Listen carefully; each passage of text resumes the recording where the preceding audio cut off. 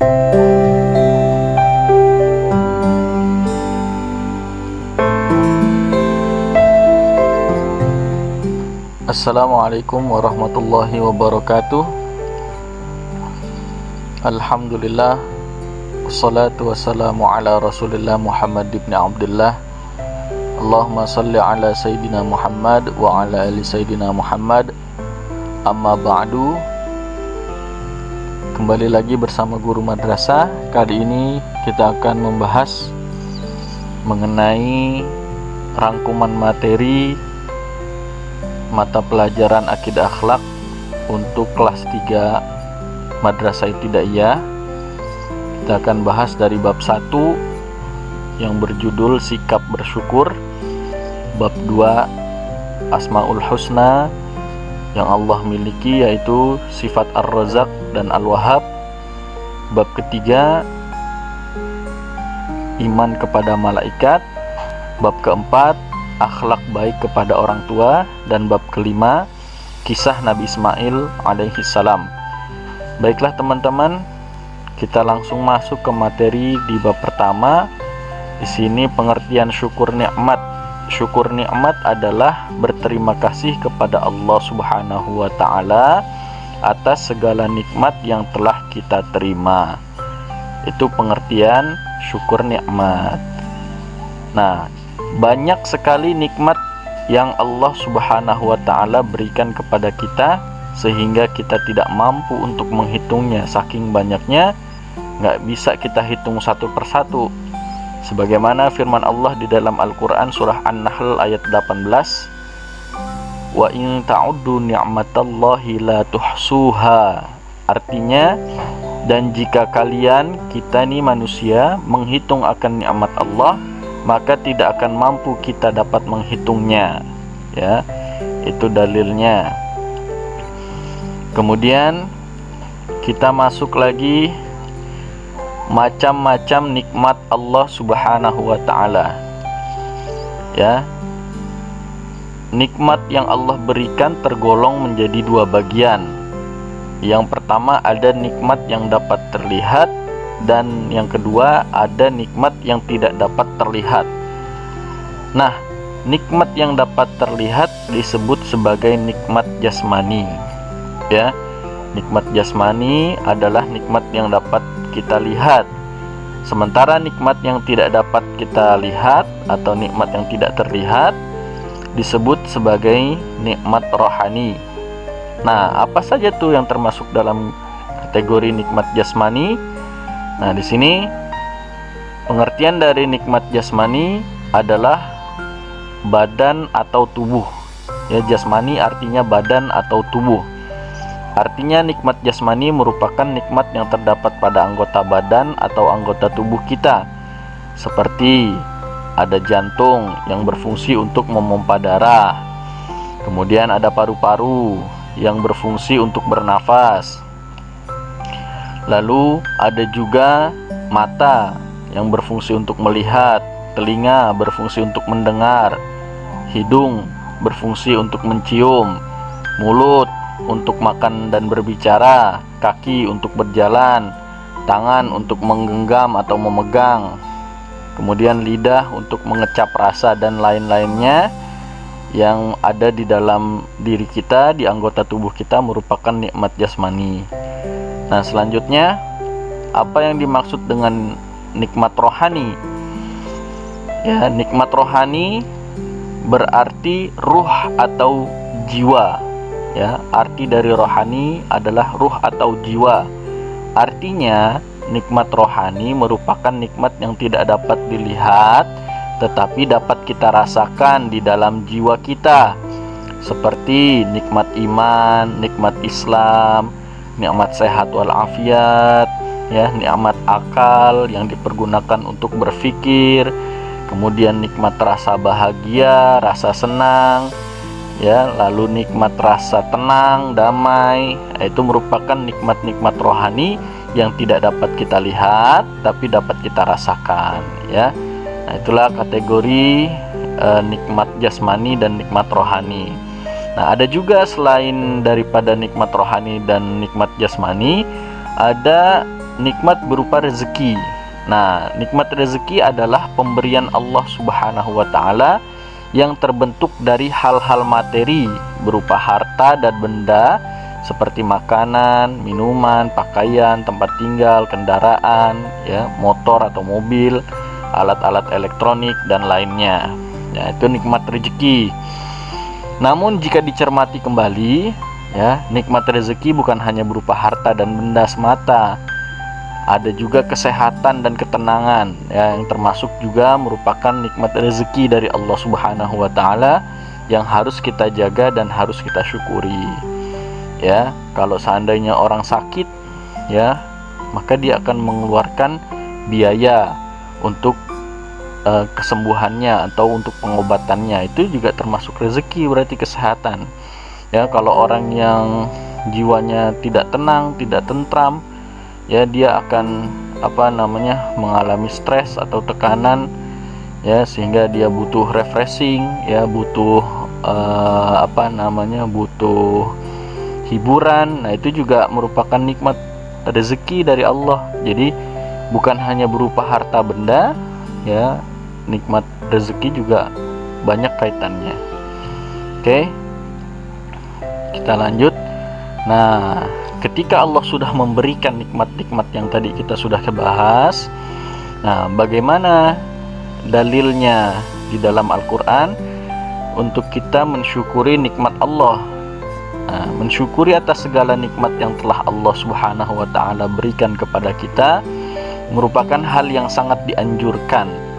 Ya, kita dianjurkan untuk selalu bersyukur atas nikmat yang telah Allah berikan. Dalam Al-Quran di surah Ibrahim ayat 7, Allah berfirman, la in syakartum la azidannakum wa la in kafartum inna azabi lasyadid. Artinya, sesungguhnya jika kalian bersyukur pasti akan aku tambah, kata Allah. Ya, kalau kita bersyukur atas nikmat Allah, Allah akan tambah lagi nikmat yang lainnya yang diberikan kepada kita. Tapi sebaliknya, jika kalian mengingkari, sesungguhnya azabku amat benar-benar sangat dahsyat, kata Allah, sangat pedih. Ya, nah itulah, jadi kita dianjurkan untuk selalu bersyukur, selalu mensyukuri akan nikmat Allah. Ya, jangan pernah kita ingkari, karena begitu banyak nikmat yang telah Allah berikan kepada kita sehingga kita tidak mampu untuk menghitungnya satu persatu. Lalu bagaimana cara kita bersyukur atas segala nikmat yang telah Allah berikan? Di sini yang pertama, kita harus menjaga dan merawat nikmat-nikmat jasmani seperti anggota tubuh kita dengan mengatur pola hidup yang baik dan sehat. Ya, kita berolahraga, kemudian kita minum vitamin. Itu juga merupakan salah satu cara kita untuk bersyukur kepada Allah dengan menjaga nikmat-nikmat jasmani. Kemudian menjaga dan merawat nikmat-nikmat rohani seperti akal, nafsu, dan hati atau jiwa. Dengan apa? Dengan cara berzikir kepada Allah, bertafakur dan bermuhasabah, ya, mendekatkan diri kepada Allah, beribadah, ya. Nah, itu merupakan cara kita untuk menjaga nikmat rohani. Ya, kalau orang yang selalu berzikir, orang yang selalu bertafakur, bermuhasabah, dia tidak akan melakukan hal-hal yang dilarang. Ya, dia pasti senantiasa mengukur dirinya, ya, berusaha untuk mendekatkan dirinya kepada Allah Subhanahu wa taala. Kemudian menggunakan uang dan barang yang merupakan rezeki dari Allah Subhanahu wa taala untuk keperluan dakwah seperti beramal sedekah jariyah, berzakat, dan membantu kegiatan penting masyarakat banyak. Ya, itu cara kita untuk menggunakan uang dan barang, ya, bersyukur atas rezeki yang telah Allah berikan dengan memanfaatkannya di jalan yang benar, ya, memanfaatkannya untuk kepentingan bersama, untuk keperluan bersama. Kemudian yang terakhir, meningkatkan kualitas dan kuantitas ibadah kepada Allah. Ya, jadi inti dari kita bersyukur adalah kita senantiasa selalu meningkatkan kualitas ibadah kita, tentunya juga pasti kuantitas ibadah kita ya kepada Allah Subhanahu wa taala. Karena tujuan penciptaan manusia tidak lain dan tidak bukan adalah untuk mengabdikan, menghambakan, beribadah diri kita kepada Allah Subhanahu wa taala. Nah, kita masuk ke bab 2. Bab 2 ada pembahasan mengenai Asmaul Husna. Ya, di sini kita akan bahas dua sifat Allah, yaitu Ar-Razzaq dan Al-Wahhab. Nah, kata Asmaul Husna terbentuk dari dua kata, yaitu kata asma dan kata husna. Asma berarti nama-nama, sedangkan husna berarti yang paling baik. Jadi pengertian Asmaul Husna adalah nama-nama Allah Subhanahu wa taala yang paling baik. Dalam Asmaul Husna terdapat 99 nama Allah Subhanahu wa taala, yang masing-masing setiap nama-nama tersebut memiliki arti, seperti nama Ar-Razzaq yang berarti Allah Subhanahu wa taala Maha Pemberi rezeki, dan nama Al-Wahhab yang berarti Allah Subhanahu wa taala Maha Pemberi. Ya. Kemudian Ar-Razzaq, Sang Maha Pemberi rezeki. Setiap makhluk sudah dijamin rezekinya oleh Allah Subhanahu wa taala, baik makhluk yang paling kecil atau yang paling besar, baik makhluk yang terlihat atau yang tak terlihat. Semua rezekinya sudah Allah taala jamin. Dalam Al-Qur'an surah Hud ayat 6 Allah berfirman, "Wa ma min dabbatin fil ardi illa 'alallahi rizquha."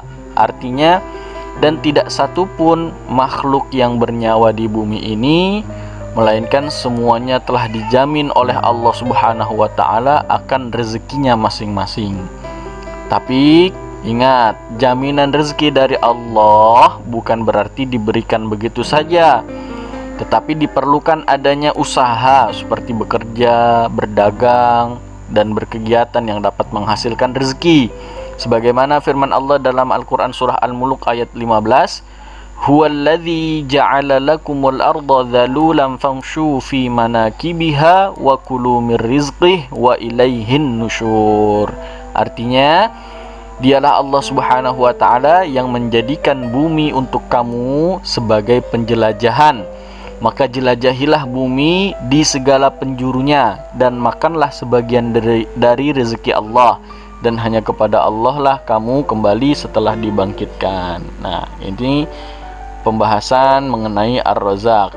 Nah, lalu bagaimana meneladani sifat Ar-Razzaq?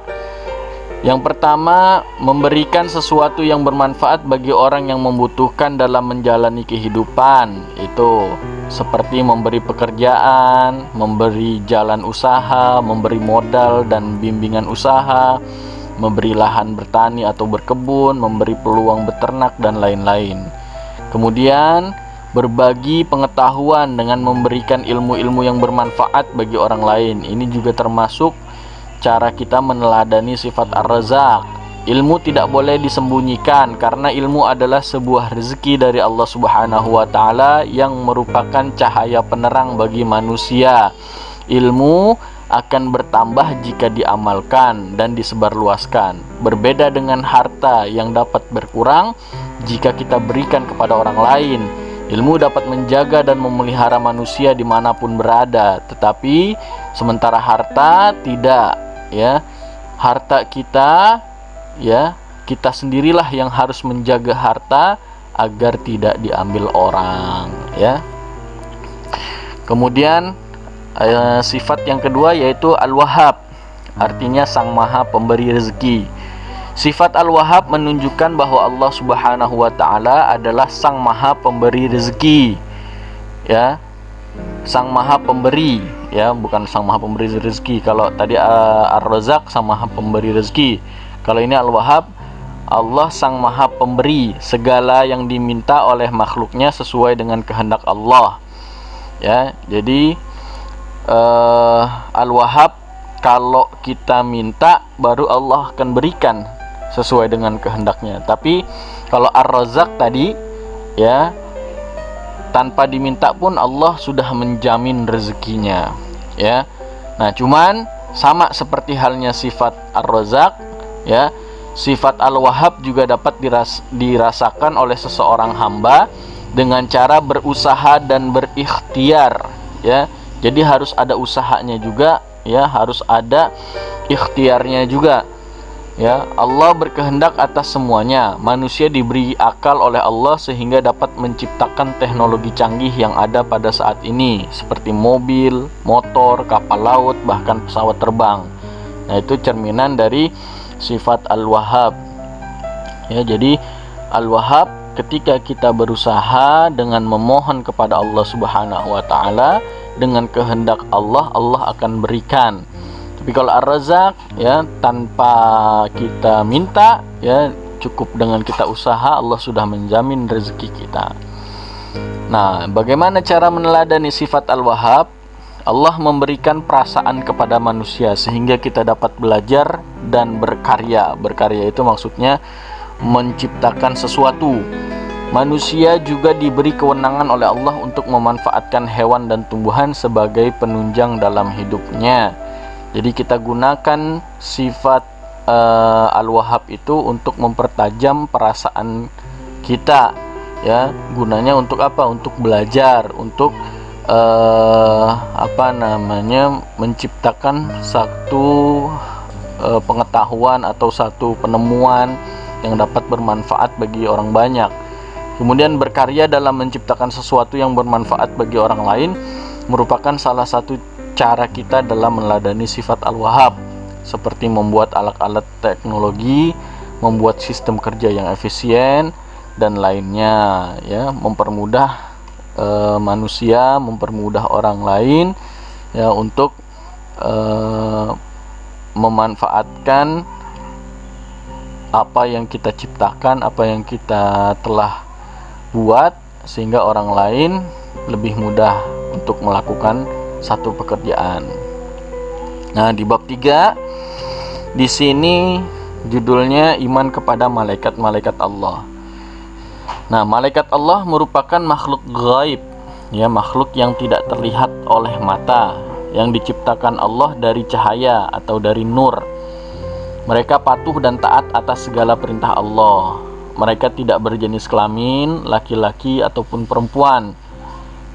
Mereka mempunyai akal tetapi tidak memiliki nafsu, sehingga mereka tidak makan, tidak minum, dan tidak tidur seperti manusia dan binatang. Iman kepada malaikat termasuk rukun iman yang kedua. Nah, di sini ada 10 malaikat dan tugas-tugasnya. Yang pertama ada malaikat Jibril, tugasnya menyampaikan wahyu dari Allah kepada para nabi dan rasul. Kedua ada malaikat Mikail, tugasnya menyampaikan rezeki dari Allah kepada seluruh makhluknya. Kemudian yang ketiga ada malaikat Israfil, tugasnya meniup sangkakala pertama sebagai tanda datangnya hari kiamat. Ada malaikat Israel yang bertugas mencabut nyawa manusia. Ada malaikat Munkar yang bertugas menanyai manusia di dalam kubur terkait perbuatan buruknya. Kemudian ada malaikat Nakir yang menanyai manusia di dalam kubur terkait perbuatan baiknya. Ada malaikat Raqib yang mencatat amal perbuatan baik yang dilakukan manusia. Kemudian malaikat Atid yang mencatat amal perbuatan buruk yang dilakukan manusia.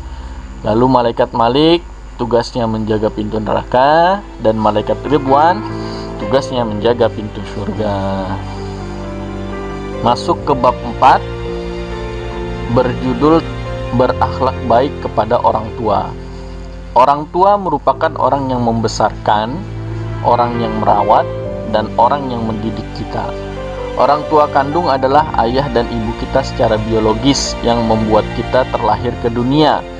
Ada juga orang tua yang mendidik dan mengajarkan kita. Mereka adalah guru-guru, para ustadz, dan pembimbing kita baik di sekolah ataupun di tempat lain.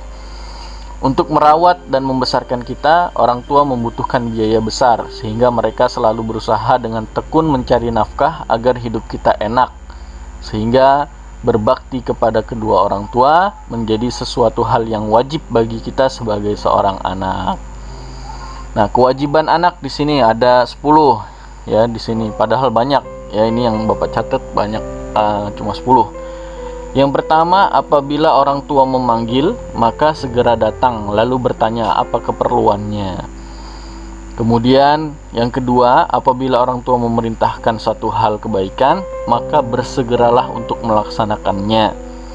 Yang ketiga, tidak memanggil orang tua dengan panggilan yang tidak sopan. Yang keempat, berjalan di belakang orang tua sebagai bentuk rasa hormat kepada mereka.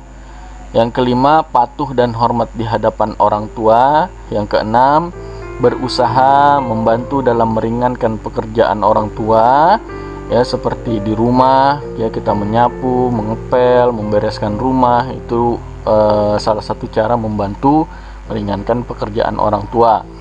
Yang ketujuh, berusaha memenuhi kebutuhan orang tua jika membutuhkan sesuatu. Misalkan ibu kita butuh garam dan minta kita untuk membelikannya di warung. Nah, itu segera kita memenuhi kebutuhan ibu kita tersebut, ya.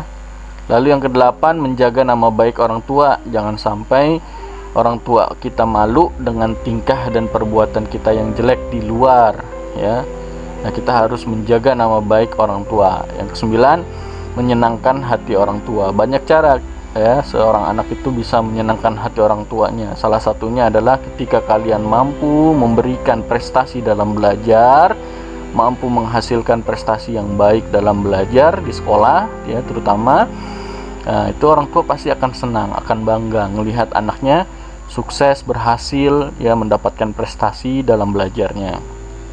Lalu yang ke-10, selalu mendoakan orang tua baik yang masih hidup, ya. Kita doakan semoga diberikan keselamatan dan kesejahteraan oleh Allah, dan bagi yang sudah meninggal, kita doakan semoga orang tua kita yang telah meninggal diampuni segala dosanya, diangkat derajatnya, diberikan nikmat di dalam kuburnya. Ya, itu kewajiban anak terhadap orang tua. Nah, ini doa bagi orang tua, doa anak bagi orang tua, ya, yang sering kita hafal, yang mungkin sudah kita sering baca, ya. Rabbighfirli wali walidayya warhamhuma kama rabbayani shaghira. Artinya, ya Allah, ampunilah dosa-dosaku dan dosa-dosa kedua orang tuaku, dan kasih sayangilah mereka sebagaimana mereka mengasihi sayangiku di waktu kecil. Ya, paling tidak doanya seperti ini bagi orang tua kita. Ya, kita masuk ke bab 5. Di sini ada kisah Nabi Ismail alaihissalam. Nabi Ismail alaihissalam adalah putra Nabi Ibrahim alaihissalam dan Sayyidah Hajar. Nabi Ismail alaihissalam merupakan anak yang soleh dan patuh pada orang tuanya. Satu ketika Nabi Ibrahim alaihissalam bermimpi bahwa Allah mengisyaratkan sebuah perintah untuk mengorbankan anaknya, yaitu Nabi Ismail alaihissalam yang baru menginjak masa remaja. Ketika berkomunikasi dengan putranya, Nabi Ibrahim bertanya bagaimana pendapat Nabi Ismail terhadap perintah Allah tersebut. Dengan jawaban Nabi Ismail yang menyejukkan, membuat Nabi Ibrahim terharu dan memeluk putranya, karena putranya tersebut telah mengikhlaskan dan merelakan dirinya untuk menjalankan perintah Allah dan telah menunjukkan baktinya terhadap orang tua. Nah, perintah Allah ini tertulis di dalam Al-Quran surah As-Saffat ayat 102. Nah, terjadilah peristiwa syariat kurban dan jumroh. Ketika Nabi Ismail alaihissalam siap untuk melaksanakan perintah Allah, Nabi Ibrahim bersegera menyiapkan peralatan untuk mengorbankan putranya. Ketika itu, setan datang menghampiri Nabi Ibrahim untuk membujuk agar tidak mengorbankan putra yang sangat disayanginya itu. Tapi berkat keteguhan iman dan takwa yang ada pada Nabi Ibrahim, setan pun dilempari dengan batu-batu kecil sebanyak 7 batu. Nah, momen ini dijadikan sebuah rangkaian ibadah dalam pelaksanaan haji yang disebut dengan Jumroh Ula.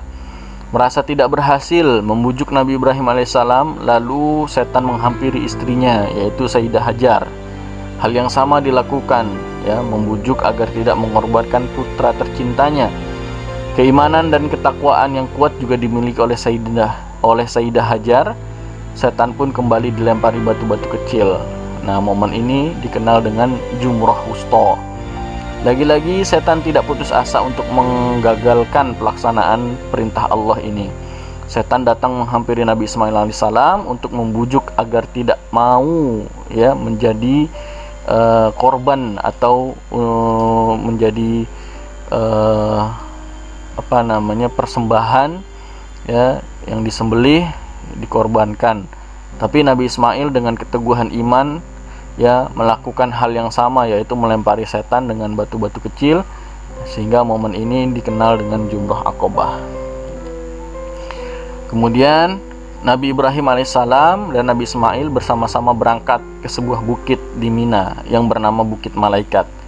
Di bukit inilah Nabi Ibrahim alaihissalam melaksanakan perintah Allah untuk mengorbankan Nabi Ismail. Ketika pisau sudah berada di leher Nabi Ismail, lalu turun wahyu dari Allah yang tercantum di dalam Al-Quran surat As-Saffat ayat 104-107. Nah, mendengar wahyu tersebut, Nabi Ibrahim alaihissalam langsung membuka matanya dan melihat di sampingnya sudah ada seekor kambing besar, ya, yang dikenal dengan kibas, sebagai pengganti Nabi Ismail yang akan dijadikan hewan kurban. Dan peristiwa ini menjadi sebuah syariat yang dilanjutkan oleh Rasulullah SAW kepada umat Islam untuk melaksanakan kurban setiap tanggal 10 Dzulhijjah. Oke. Ya, baiklah teman-teman. Itulah rangkuman materi mata pelajaran akidah akhlak di semester ganjil ini, semester 1. Ya, ada 5 bab. Cara bersyukur, ya, atau syukur nikmat, kemudian ada iman kepada para malaikat, kemudian ada berbakti atau berbuat baik kepada orang tua, ya, ada Asmaul Husna, Ar-Razzaq dan Al-Wahhab, dan terakhir ada kisah Nabi Ismail alaihissalam. Ya, Bapak rasa kalian bisa mempelajarinya, kalian bisa nonton video pembelajaran ini. Ya, semoga kalian semua sukses dalam belajar, semoga diberikan kemudahan oleh Allah Subhanahu wa taala. Ya, semoga kita semua selalu dalam lindungan Allah. Baik, Bapak akhiri, Allahul muwaffiq ila aqwamit thoriq. Assalamualaikum warahmatullahi wabarakatuh.